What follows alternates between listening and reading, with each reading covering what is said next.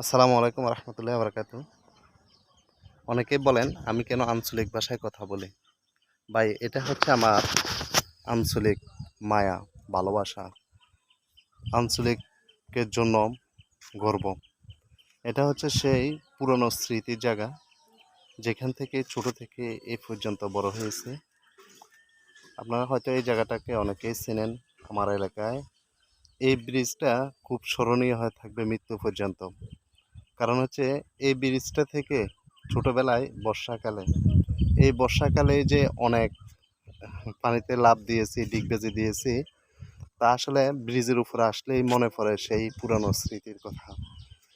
এটা আসলে যারা শৈশবে অনেক দুষ্টামি, অনেক খেলাধুলা করেছেন, তারাই বোঝেন যে আসলে শৈশবটাকে ভুলে থাকা যে কত কষ্ট। কিন্তু শৈশবটাকে ভুলে থাকা যায় না এই ব্রিজের মধ্যে আসলে, এই নতুন নদীর মধ্যে আসলে, যে আমরা এটা নতুন গাঙে বলি। তো আসলে এই ব্রিজটা এমনভাবে মৃত্যু পর্যন্ত স্মরণ থাকবে, যেটা আসলে ভোলার মতো না।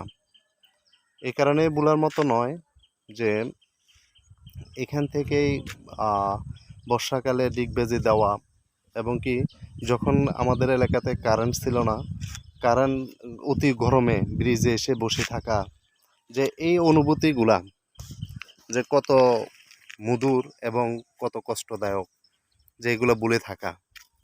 তো সবাই শৈশবকে মনে রাখতে হবে, শৈশবের প্রতি আকর্ষণ থাকতে হবে।